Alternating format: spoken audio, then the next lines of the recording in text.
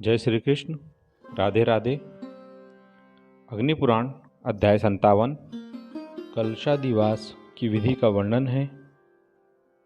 श्री भगवान हयग्रीव कहते हैं, ब्राह्मण प्रतिष्ठा के लिए अथवा देव पूजन के लिए जिस भूमि को ग्रहण करें, वहाँ नरसिंह मंत्र का पाठ करते हुए राक्षसों का अपसरण करने वाले अक्षत और सरसों छोटे तथा पंचग्रभ से उस भूमि का प्रोक्षण करें।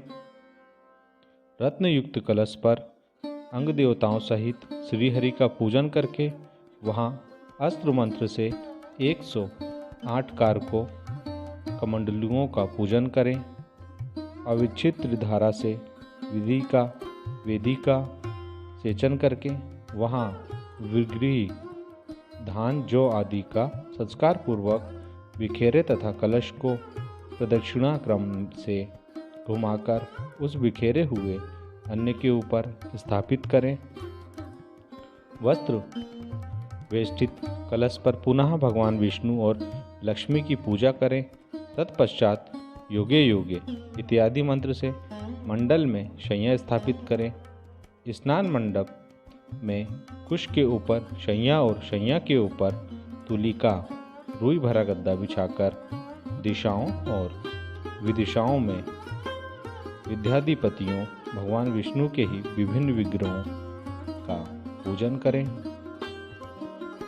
पूर्व आदि दिशाओं में क्रमशः विष्णु, मधुसूदन, त्रिविक्रम और वामन का तथा अग्नि आदि कोणों में क्रमशः श्रीधर, ऋषिकेश, पद्मनाभ एवं दामोदर का पूजन करें।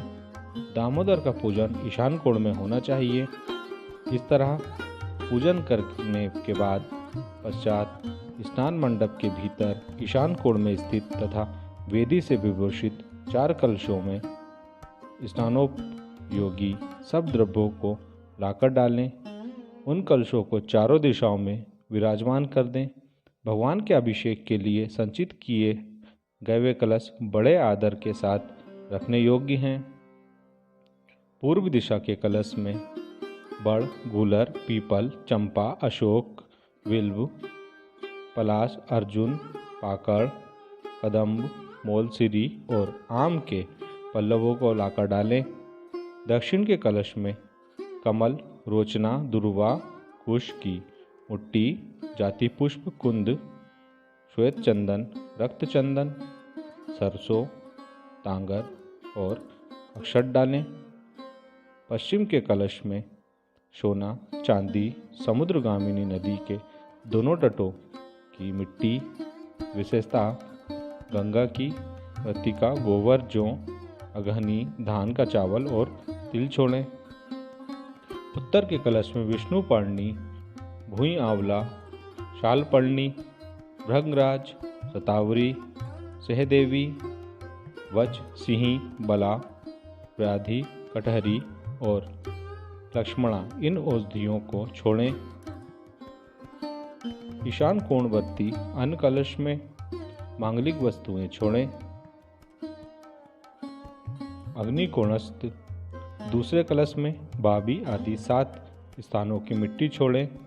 नैऋति कोणवर्ती अन्न कलश में गंगा जी की बालू और जल डालें तथा वायव्य कोणवर्ती अन्न कलशों में शुकर, वृषभ और गजराज के दांत एवं सींगों द्वारा कूटी हुई मिट्टी, कमल की जड़ के पास की मिट्टी तथा इतर कलश में कुश के मूल भाग की मृत्तिका डालें। इसी तरह किसी कलश में तीर्थ और पर्वतों की मृत्तिकाओं से युक्त जल डालें।